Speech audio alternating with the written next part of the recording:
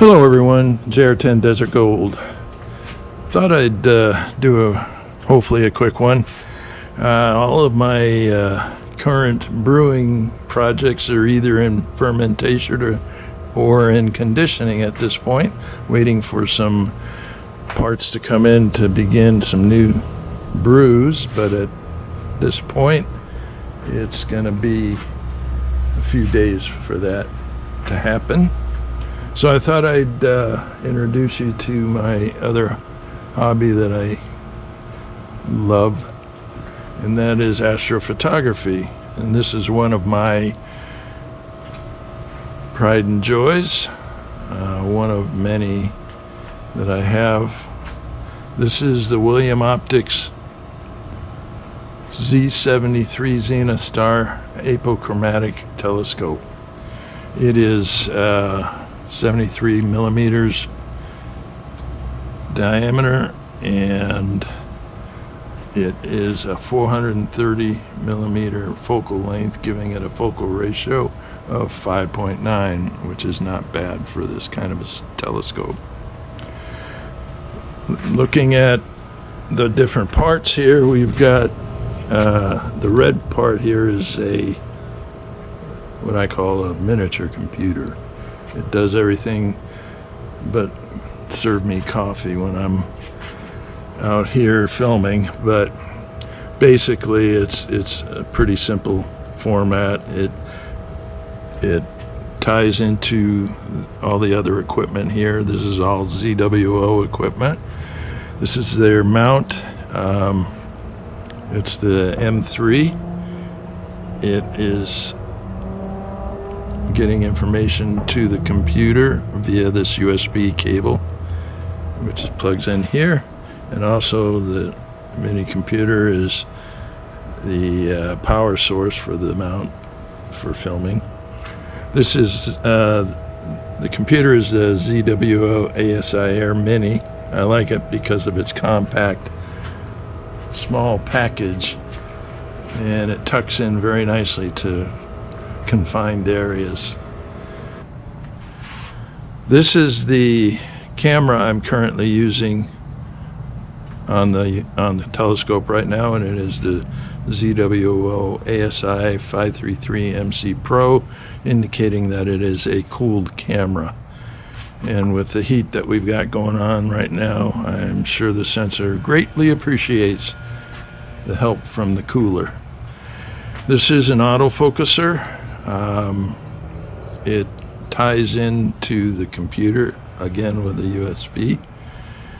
The top here is a guide scope. It's a 120 millimeter guide scope, and it provides tracking of the stars, and it feeds that information to the computer. And let's say tonight I'm going to be going after the Wolf-Rayet star, which is close by the NGC 6883 open star cluster. They're both very close together, so I hope to get both of them in the same field of view, and we'll see how that goes. But what happens is you get your rig polar aligned. After your polar alignment, you go to the target that you want to see or film, and then you lock in the target either by putting it in a plan mode or just auto, and start filming. While you're filming, this little 120 millimeter is plate solving the stars that the telescope is looking at, and it makes fine adjustments if the telescope gets off track on the target, and gets it to move it back, has the mount move it back into the proper position.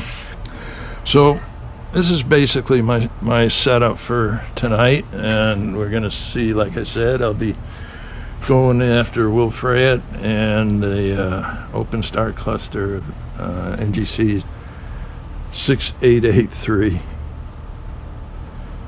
We'll see how it all turns out.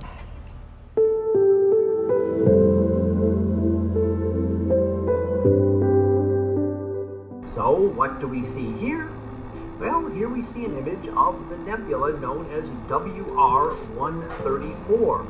And WR stands for Wolf-Rayet star, and those are some of the hottest stars and brightest stars that we see. Now, they may not seem the brightest in the sky. That's because a lot of them are far away, which makes them look faint. They're also hidden within the nebula, which dims their light.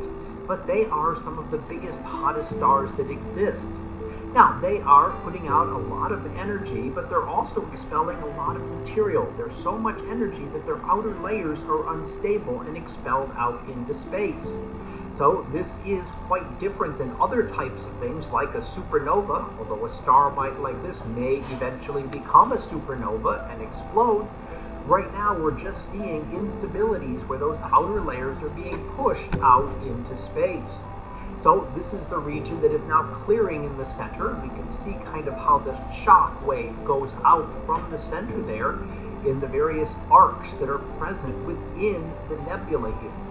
Now, this type of star is also present in a star-forming region, so there's going to be a lot of excess gas and dust around. Stars are still forming here, so this is very recent formation, and the reason for that is that these Wolf-Rayet stars do not live for a very long time, maybe 1 million years or so. They're very short by astronomical standards.